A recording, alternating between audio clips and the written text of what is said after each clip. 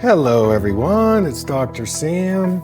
I'd like to welcome you to my EyeClarity podcast. This is a show that offers cutting-edge information on how to improve your vision and overall wellness through holistic methods. I so appreciate you spending part of your day with me. If you have questions, you can send them to hello@drsamberne.com. Now, to the latest EyeClarity episode.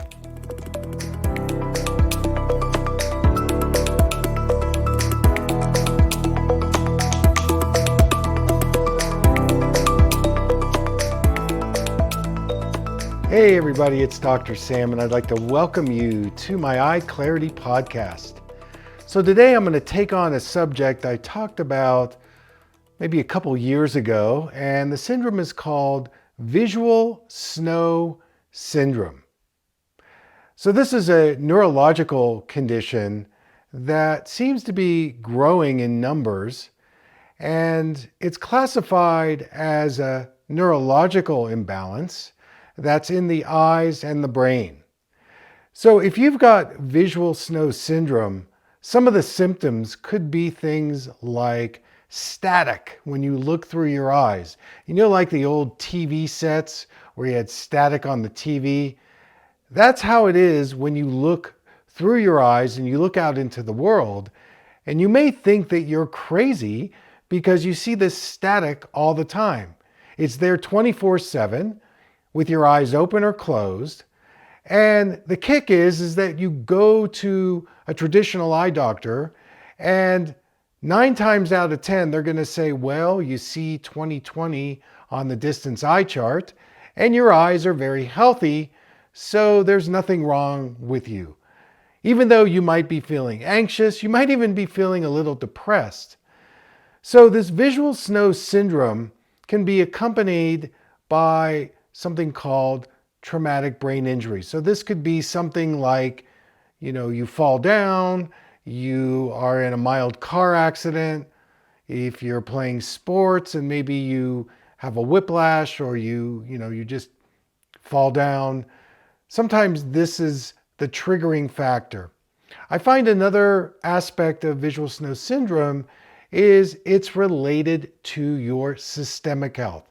Specifically, your inflammatory situation in your body. So in other words, if you've got a high inflammatory level in your brain and body, this may be another contributing factor to visual snow.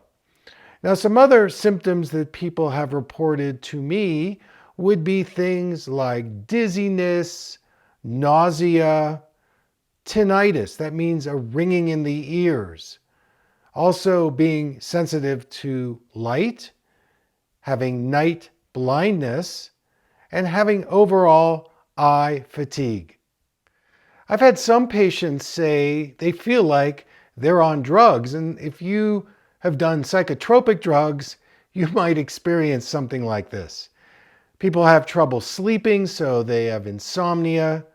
They also might be, let's say, in a brain fog state. And as I said, sometimes this visual snow syndrome will occur after some kind of head injury, brain trauma, concussions. And so the relationship between our brain health and our eye health is once again spotlighted, even though if you do some kind of a brain scan, you're probably not going to find anything.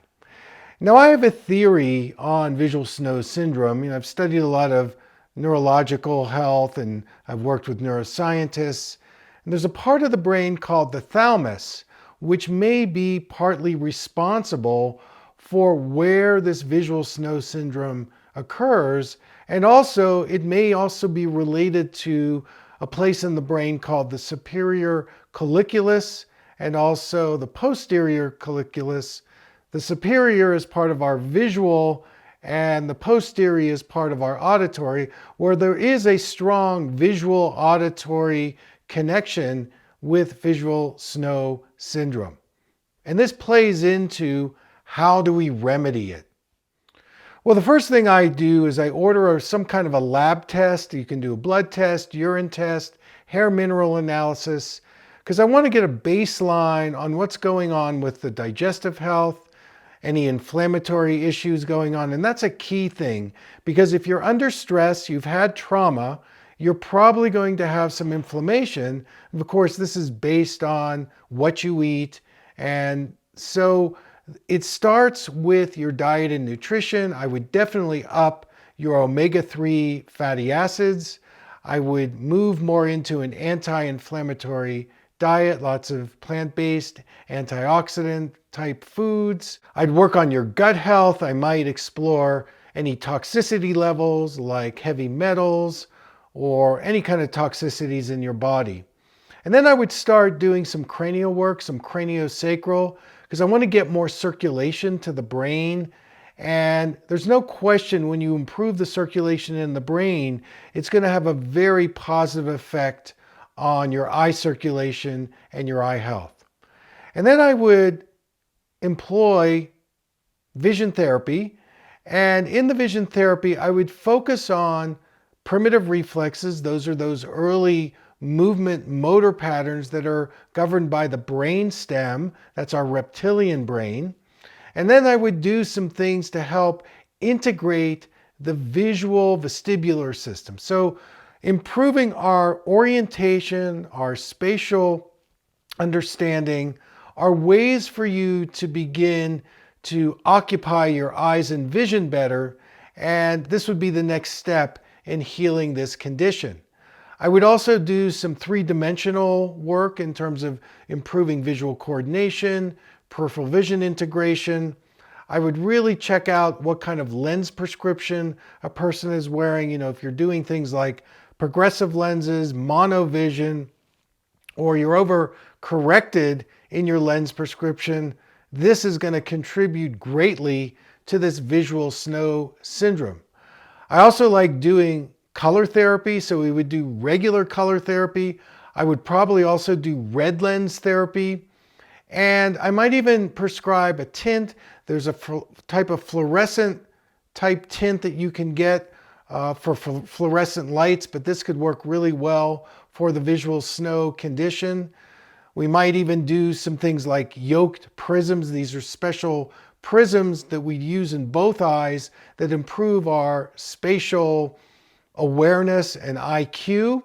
And it takes about 3 months to remedy this condition.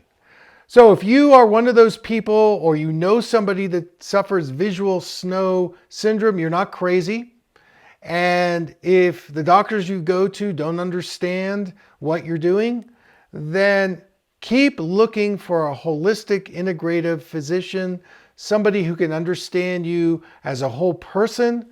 Also, if you can find somebody like me, where you can do things like color therapy and have a sensitivity around improving the visual system, not just the 20/20 eyesight. Because a lot of these conditions are missed because people see 20/20 on the eye chart, but they have this condition. So that's our show for today. I hope this is helpful for everybody. Thanks for tuning in. Until next time, take care.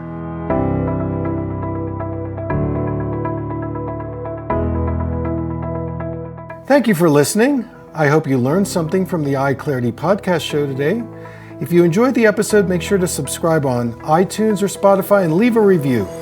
See you here next time.